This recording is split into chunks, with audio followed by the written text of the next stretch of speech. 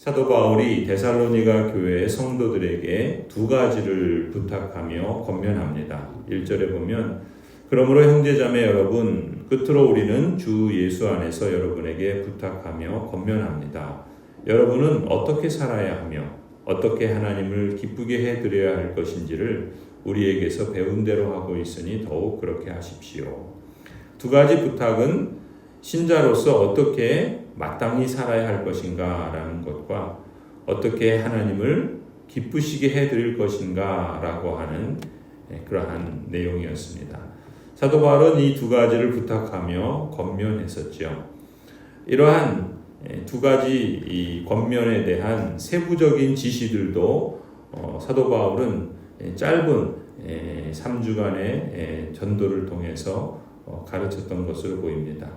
그 세부적인 지시로서 사도 바울이 강조했던 것은 한마디로 성결하게 되는 것입니다. 거룩함을 이루어가는 것이죠. 하나님께서 택하여 부르신 언약 백성들은 거룩한 자다 하나님이 인정해 주셨습니다. 그러한 거룩함의 정체성과 신분에 걸맞게 실제 삶에 있어서도 비록 이 땅에 더럽고 부패한 세상 속에서 살아가고 있지만 하나님께서 예수 그리스도의 피로 거룩하게 하신 그 백성다운 그러한 실제적 삶을 살아가라, 거룩을 이루어가라. 이것이 사도 바울 또한 강조하며 권면했던 내용이죠.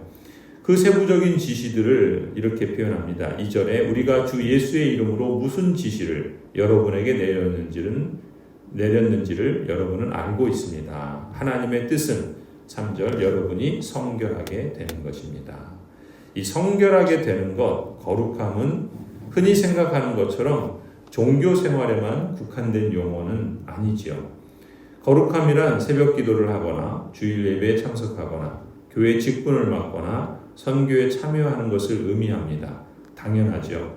시간과 장소와 역할과 활동을 구별하여서 하나님께 드리는 순종으로서 이 모든 행위들이 성결한 삶, 거룩한 삶의 증거들입니다.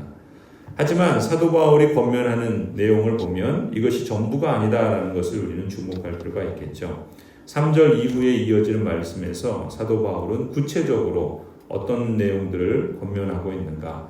그 내용들을 통해서 우리는 하나님을 기쁘게 해드리는 거룩함의 영역이 무엇인가라는 것을 다시 한번 주목해야 할 필요가 있습니다. 3절에 보면은 여러분은 음행을 멀리하여야 합니다 라고 말씀하고 있죠.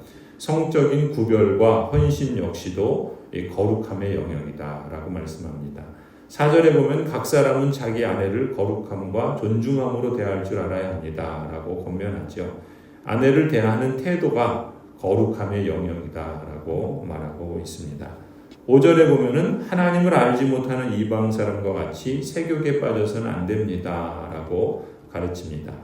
당시의 그리스 로마 제국에는 다양한 신비 종교와 또 동방의 영향들이 적지 않았습니다. 그리스 로마 신화에 따르는 그러한 팍스 로마라의 그러한 모습이 있을 뿐만 아니라 동양의 주변 나라들의 영향도 있었던 것이죠.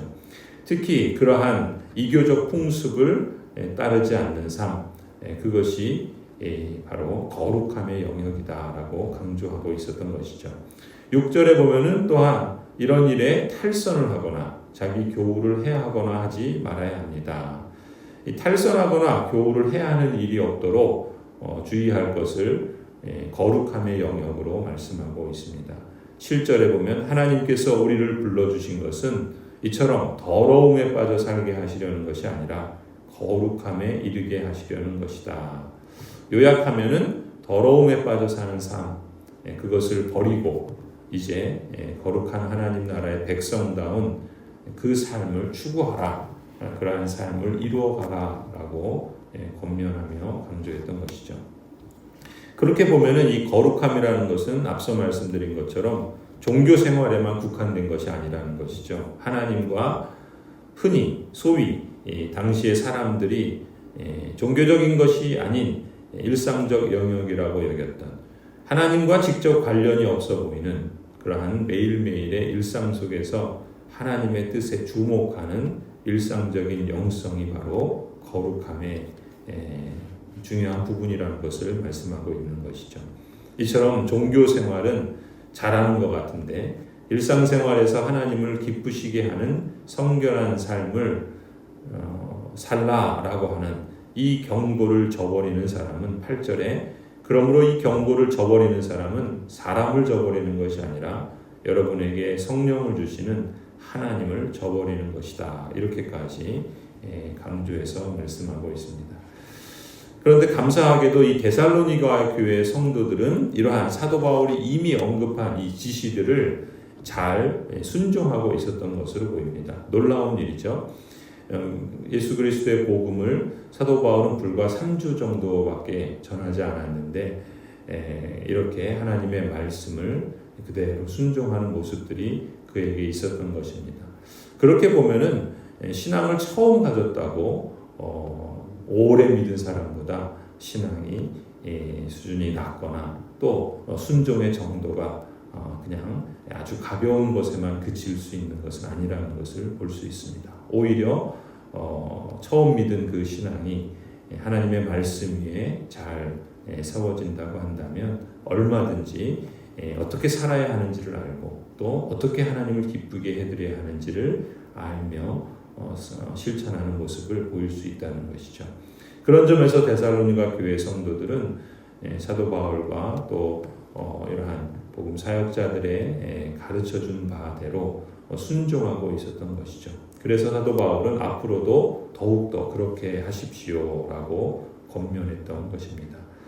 그뿐만이 아닙니다. 사도 바울은 교회 생활에 있어서 데살로니가 성도들이 매우 모범적인 모습을 보이고 있다라는 점도 칭찬을 합니다. 9절에 보면 교우들에 대한 사랑을 두고서는 여러분에게 더 쓸 필요가 없겠습니다.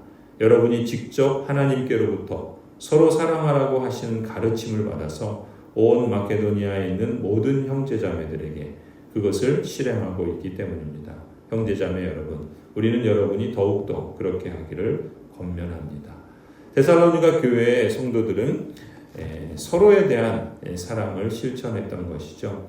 특별히 로마 제국의 그러한 박해나 또 새로운 종교를 믿고 따르는 것에 대한 경제적 손실이나 또 사회적 압력으로부터 서로를 돌아보고 또 세워가고 또 실제적인 도움들을 나눠 줌으로써 함께 하나님의 그 율법의 그 핵심들을 서로 사랑하라고 하는 말씀들을 잘 받고 또 실행했던 것이죠.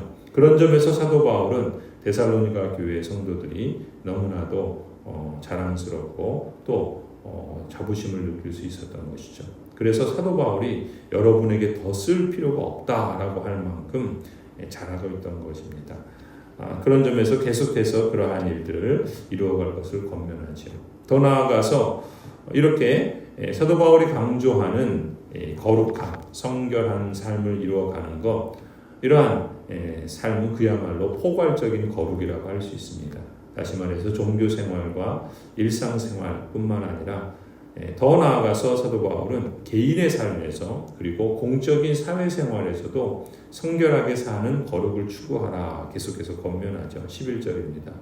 그리고 우리가 여러분에게 명령한 대로 조용하게 살기를 힘쓰고 자기 일에 전념하고 자기 손으로 일을 하십시오. 이것은 개인적 영성 그리고 자기 관리 그리고 세상 속에서 그리스도인의 모습으로 살아가는 것이 이러한 자신의 삶의 그 길들을 침묵 정진하는 것이죠. 조용하게 산다는 건 아무 말하고 사는 게 아니라 하나님의 부르심을 따라 어떻게 살아야 하는가, 또 하나님을 어떻게 하면 기쁘시게 할 수 있는가, 이것을 침묵 정진하는 겁니다. 야단 법석을 떨고 또 요란한 그러한 삶을 사는 것이 아니라 조용한 것 같은데 오히려 하나님의 그 뜻을 묵묵히 남이 알아주거나 그렇지 않고 하나님 앞에서 힘써 살아가는 것이죠. 그러면서 자기 일에 전념하고 또 게으르지 않고 부지런히 자기 손으로 일을 함으로써 자신의 삶을 또 합당하게 그리스도 앞에서 거룩을 이루어가라 말씀하셨던 것이죠. 그리고 12절에 보면은 이 개인의 삶, 자기 관리에서만이 아니라 공적인 사회생활에서 특히 이 사회생활을 하는 대부분의 그런 이방 사람들 사이에서 품위 있게 살고 또 신세 지는 일이 없이 자기가 손으로 일해서 자신의 삶을 살아가는 그러한 모습을 권면하죠. 12절입니다. 그리하여 여러분은 바깥 사람을 대하여 품위 있게 살아가야 하고 또 아무에게도 신세를 지는 일이 없도록 해야 할 것입니다. 이 사도 바울의 이 데살로니가 교회 성도들을 향한 이 권면은 오늘날 우리에게는 더욱더 실제적인 것이라 할 수 있습니다. 왜냐하면 우리 사회는 지금 50% 넘는 사람들이 신앙을 갖고 있지 않을 뿐만 아니라 기독교 신앙을 갖고 있는 사람은 그 가운데서도 한두 명 정도밖에 안 됩니다. 그러니까 우리가 일상생활을 하면서 사회에서 만나는 사람은 10명 중에 8명은 신앙이 없는 그런 사람이라고 할 수 있죠. 그런 다원주의 사회에서 문화적으로 또 사회적으로 종교적으로 다운화된 다양한 가치들이 만연되어 있는 이 사회를 살아가면서 우리는 다른 사람들에 대하여 품위 있게 사는 것, 또 오히려 신세를 지는 것이 아니라 자기 손으로 일을 하면서 하나님의 사람으로서 성실하게 또 진묵정진하며 또 그렇게 하나님의 뜻을 따라 전념하는 삶을 사는 것, 그것이 바로 전도요. 그것이 바로 하나님 나라를 증거하는 것이요. 더 나아가서는 거룩을 추구하는 것이다 라고 말씀하는 것이죠. 오늘 우리에게는 더욱더 이 데살로니가서의 이 권면과 지시와 이 명령과 말씀이 더욱 요구되는 그러한 삶을 살아간다라고 믿습니다. 성도 여러분, 사도 바울이 데살로니가 교회 성도들에게 가르친 일상적 영성, 이런 점에서 우리가 발전하고자 힘써야 할 줄로 믿습니다. 신자로서 우리가 어떻게 마땅히 살아야 하는가.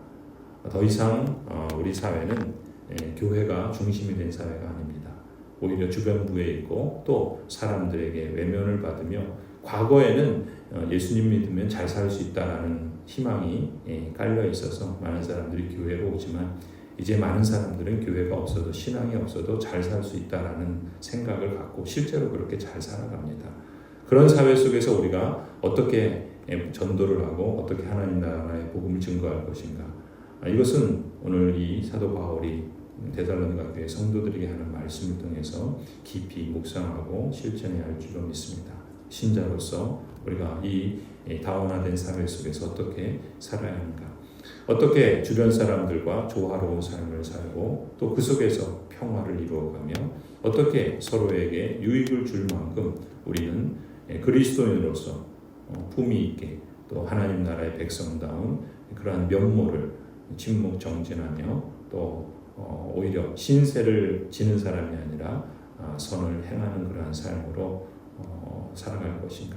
그렇게 함으로써 하나님을 기쁘시게 해드리고자 하는 삶, 우리 역시 신앙생활에서만이 아니라 이 생활신앙 모두에 있어서 발전하는 모습을 나타내야 할 줄로 믿습니다. 그러한 바램과 소원, 또 그러한 그 열심과 또 열매들이 더욱더 풍성해져서 주님의 칭찬을 듣는 교회와 성도로서 자라가고 성숙하고 성장해 가기를 간절히 소원합니다.